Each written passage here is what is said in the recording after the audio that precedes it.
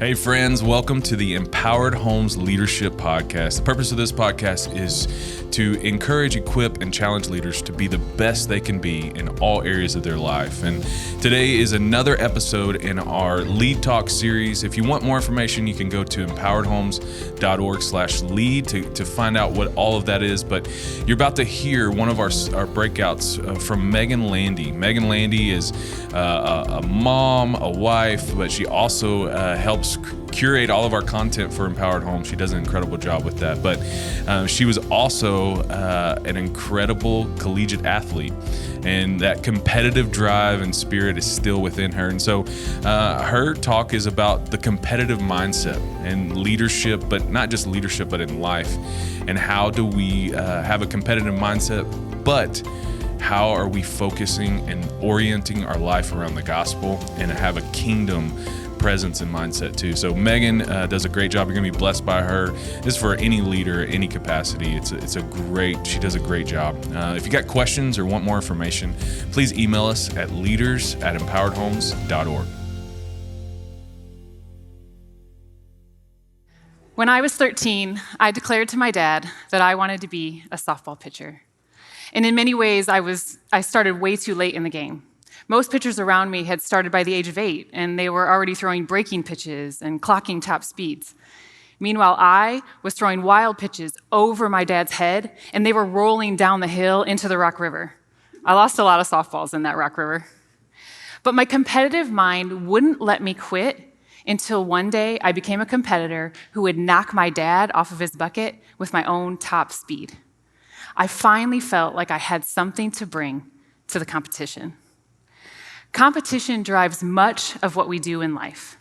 At its healthiest, it builds self-esteem and it teaches valuable life lessons. It drives success and it drives unity. And I would argue that it's necessary to some degree. And I would also be willing to bet that 100% of the leaders in this room have entered into some form of competition at some point in our lives. I've been a competitive athlete for much of my life, and after all those years of chasing those wild pitches, I earned myself a scholarship to play softball in college. And at the close of my collegiate career, I shifted into the business world, and I became a sales banker. And I'll never forget what my boss said to me when he offered me that job. He said, "Congratulations, Megan. I'm glad you're an athlete, because I only hire collegiate athletes." And I'm pretty sure that HR probably had not approved of his strategy, but I was thrilled to have a job. It felt like the countless hours of playing and training and working hard in school had propelled me into the next stage of my life. And many things that I learned in my softball career had translated into leadership and sales. I excelled at that company of like-minded, very athletic bankers, and in just 2.5 years, I found myself in a management role, proving to me that there was something to my boss's hiring strategy. And while I can agree that his hiring strategy was effective, eventually I realized I had picked up some mindsets as a competitive athlete that weren't translating so well into my new place as a working professional. And when my husband and I would step into vocational ministry several years later, I realized that these competitive mindsets manifested themselves everywhere, even in ministry. And we've already established that we come from all different areas of the world. Some of us are in vocational ministry or lay leadership. Some of us are in nonprofit work. Some are in the business sector. Some of us are raising the next generation of leaders. But as Christian leaders, we are all called to something greater than ourselves to make an impact for God's kingdom. And so for the next few minutes, I just want to look at 3 unhealthy competitive mindsets that are keeping us from collaborating with others, they're leading us to burnout, and they're diminishing our kingdom impact. The first competitive mindset says, our competitors are the enemy and we crush them.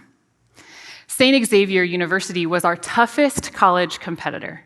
And I didn't just want to beat them, I wanted to crush them because they were tough and because they were cocky. There was one girl on that team that was like my arch nemesis. This girl would strut up to the batter's box, and one game she looked at me and she gave me one of these. Like, come at me, bro. And I was like, who is this chick? And I want to say that I struck her out, but actually she hit a bomb home run over the fence. What can you do? And while we needed a lot of competitive focus to face a team like St. X, and it's good to have it on a field or on a basketball court or to boost our bottom line, if we're not careful, we start to apply that competitive mindset to those around us. We start to believe that the people that we work with are the enemy. Like, my coworker got a promotion, and so therefore, she's the competition, and I can't work very well with her. Or my boss, Bobby, he gives me all kinds of negative feedback, and so therefore, he's the enemy. He doesn't do that, but... And then when we approach everyone as the enemy, we fail to learn how to collaborate, and we let our competitive mindset take the driver's seat. A competitive mindset sees people and their actions or decisions as the enemy. But a kingdom mindset redirects our competitive focus to a kingdom focus. And then we can see people as God sees them. And then he reminds us of who the true enemy is. In Matthew 5 and 6, Jesus sets up this kingdom mindset, and he calls his followers to seek the kingdom first, above all else.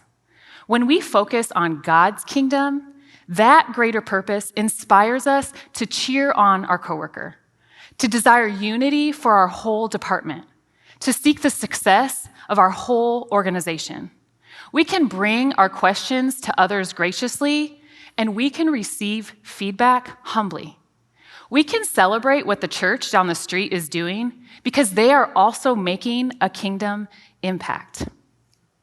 And it's from that mindset that we can collaborate and we can build unity and we can make a greater kingdom impact.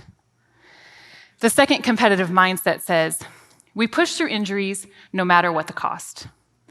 My senior year in college, I pitched in every playoff game at the end of our season. In a matter of 8 days, I had pitched in 8 games, literally shouldering the whole pitching load. And I almost blew out my arm. And while I had trained and pushed to be able to step up in those days, that pace was not sustainable. The risk for injury was extremely high. And I was worn out, physically, emotionally, mentally. I was burned out. I was actually ready to be done playing softball. This summer, the whole world seemed to have an opinion on gymnast Simone Biles' decision to remove herself from the Olympic team competition. It began this debate of the appropriateness of pushing ourselves past certain limits. But Simone taught me something through her decision. She taught me that only I truly know my overall wellness.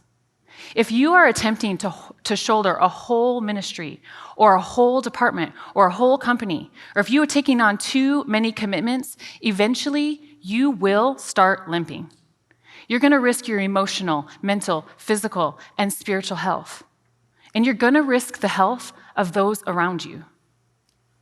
And where we get into real trouble is having to admit that we are struggling. It's hard to admit that we are injured or that we are exhausted. We believe that it shows weakness. And in competition, revealing your weakness to the enemy, it gives them the advantage. But I would argue that knowing your individual weakness is critical for your health. It's opportunity for growth, and it's critical for overall organizational health. When we are willing to admit that we are injured, it allows for true collaboration. There is freedom in accepting our weaknesses because it clears our mind to see the strength of those around us. And then we can collaborate, and we can operate out of the strength that God gave someone else, rather than be stuck in our own weakness. That's an Ephesians kind of unity. One body, many parts, working together. A competitive mindset says, don't let anyone know that you're hurt. Dig deeper and do it alone. But a kingdom mindset says, I can't do it alone. It's imperative that I ask for help. That reflects the actual gospel, admitting that we can't save ourselves, being aware of our weaknesses and our need for Jesus. So how do we make that shift? Because realistically, a lot of us are called to carry a huge amount of organizational weight with many moving parts. I think we do it with intentionality. We own the fact that we can't carry it all, and then we implement preventative care. Look at Moses in the book of Exodus. The Lord called him to lead in a huge way. Talk about organizational weight. When Moses admits his weakness, we see that God provides help through the strength of others around him. First, God provided Aaron to speak for Moses, who struggled with communication. And then when God tells Moses to lead the Israelite army by holding up his hand so that they would prevail in battle, Moses had a keen awareness of his task, and he collaborated with men who knew him well. And then when he grew weary, which I think that he knew that he would, his teammates pulled up a rock for him to sit on, and they steadied his arms. Who do you surround yourself? Who do you surround yourself with? Will they literally stay with you and hold up your weary arms? Can their strengths pick up where your weaknesses leave off? Pushing through injuries will only diminish our kingdom impact. Collaborate. Be willing to admit your weakness and have freedom in working with others. The third competitive mindset says, there can only be one winner, and it has to be me. Let's face it, competition demands a winner. Our competitive mindset says that there has to be a winner and there has to be a loser. Someone who's right and someone who is wrong. Winning equals success, and losing equals failure. This competitive mindset is especially dangerous when we enter into conflict or disagreement, because then we begin to lead believing that the only successful outcome is for us to feel like we have won.